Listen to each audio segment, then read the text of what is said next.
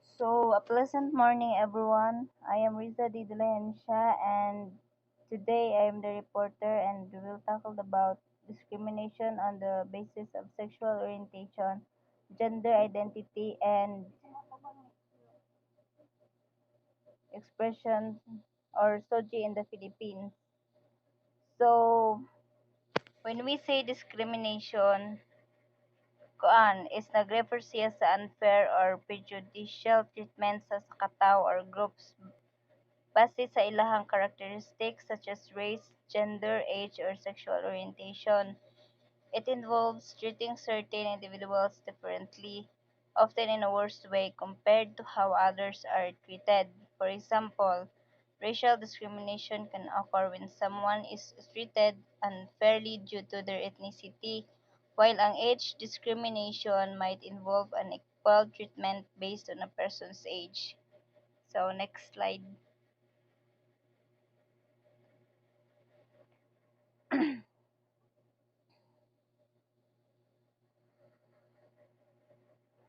So, lesson objectives. At the end of this lesson, you should be able to first is understand the issues on human rights violations and discrimination on the basis of SOGI. Second is understand the impact of human rights violations and discrimination to the Filipino society.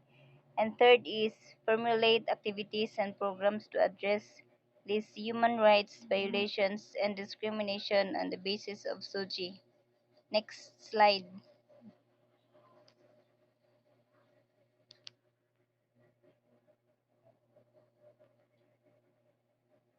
Definition of terms. So first is SOGI. Is an acronym for sexual orientation, gender identity, and expression. So, kining sexual orientation, gender identity, and expression is nani sila'y ato aning tagsa-tagsaon.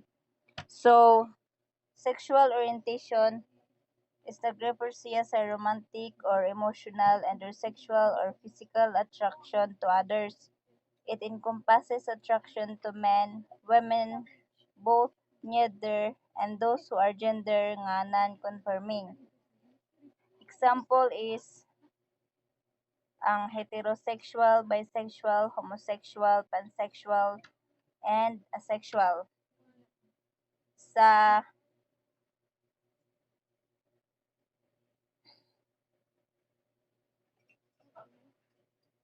sa gender identity is nag-refer siya sa one's inner sense of self in terms of gender. It may differ from the sex assigned at birth and how one expresses their gender. And sa gender expression, nag-relates to how someone expresses their gender to others, often through behavior, clothing, grooming practices, rules, and ideas. This expression can be influenced by both sex assigned at birth and personal identity. So, na-include sa gender expression ang clothing, haircuts, behaviors, and other choices. Then, Anti-Discrimination Bill. A proposed legislation before the Philippine Congress intended to prevent various economic and public accommodation. So, ang Anti-Discrimination Bill aims siya to prohibit discrimination base sa SOGI. Like for example, ang Senate Bill number 1271. Kini nga bill is gitawag siya og Anti-Discrimination Act, which was prepared and submitted by the Committee on Women, Children, Family Relations, and Gender Equality ni Senator Risa Hontiveros as the author. So nabilong dire ang Senate Bill number 1934, Senate Bill number 159, Senate Bill number 747 o Senate Bill number 124. So kaya sila nga bills ka nag-reflect na siya sa efforts to promote human dignity and equality and nag-ensures nga ang tanan can live free from discrimination. Next slide.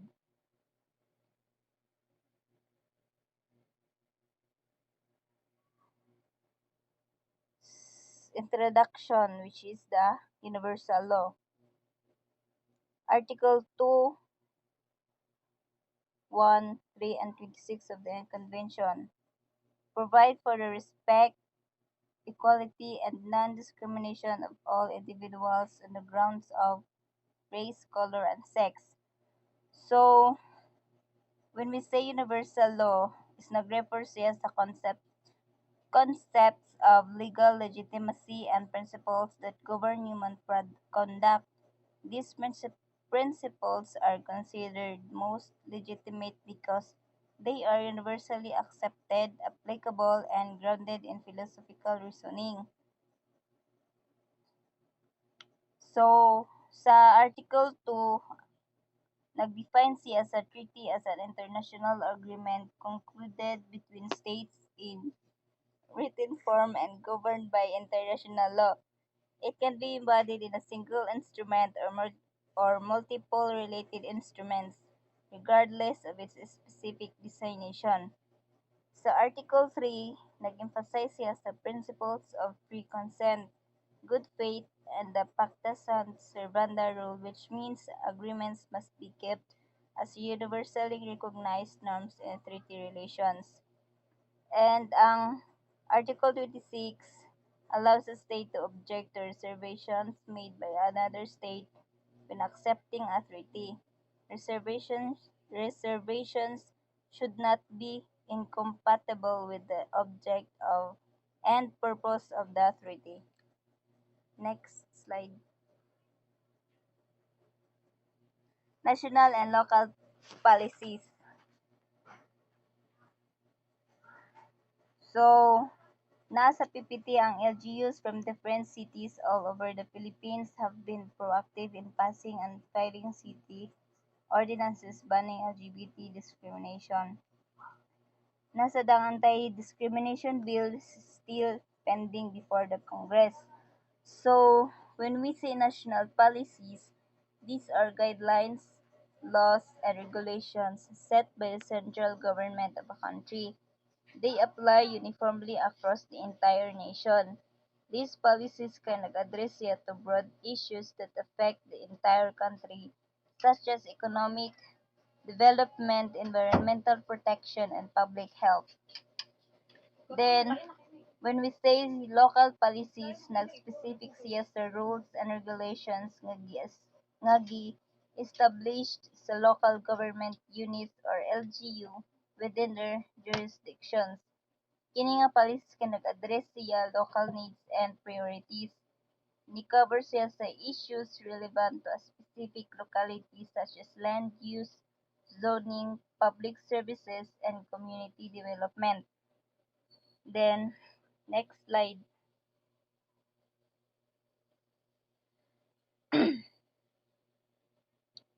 Next slide is the effect of state discrimination in society.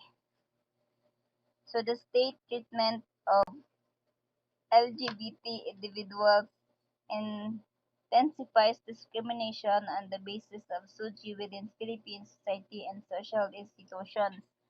So, when we say state discrimination, refers to discriminatory practices or policies perpetuated by the government or state institutions. Example is ang LGU in the Philippines can nag-create siya og policies based on the local government code, ensuring accountability and responsiveness to local needs. Sumot siya sa discrimination in society. Next slide.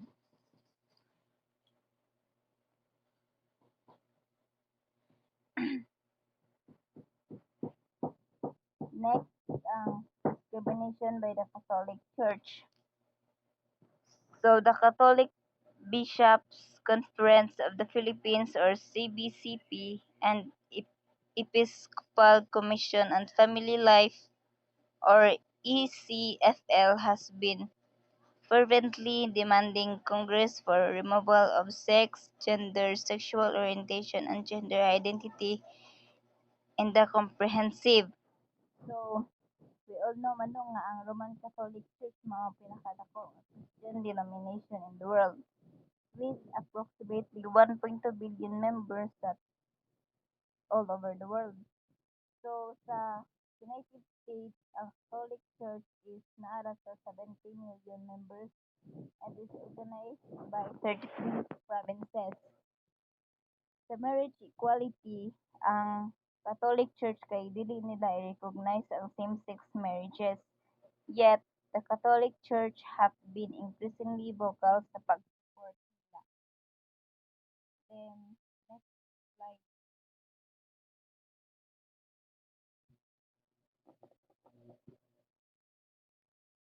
So, next slide is the participation of the members of LGBT in the Philippines. So, kini siya is mga party list members nga alam nga mo participate sa barangay para sa kalambuan sa usa ka barangay.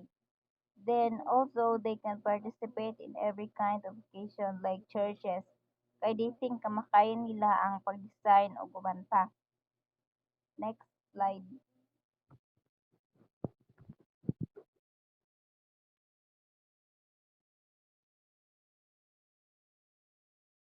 So next slide is the discrimination in the military. So through their media announcements, it seems on the surface that the Philippine military and the police are adhering to the non-discrimination clause of the Philippine Constitution, Article 2. So everyone has the right to be treated same as their peers. No, it is not the threat of military. So the law protects servicemen and women from being treated differently, regardless of the sex, race, religion, or sexual orientation. So can the military discriminate? So everyone has the right to be treated the same at work. It is against the law for a serviceman or women to be discriminated against their colleges, careers, because one of the following protected characteristics defined by law is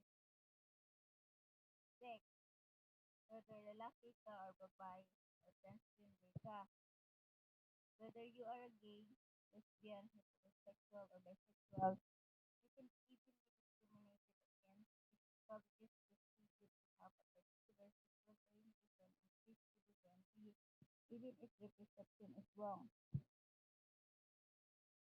Race or nationality. Whatever your color, nationality, ethnicity, or national origin. And lastly is the religion. Whatever you may or may not believe, there is no defined list of what a religion is, but most philosophical beliefs that are genuinely held will be protected by law. Humanism and atheism are examples of philosophical beliefs. So next slide. And that would be all. Thank you for listening.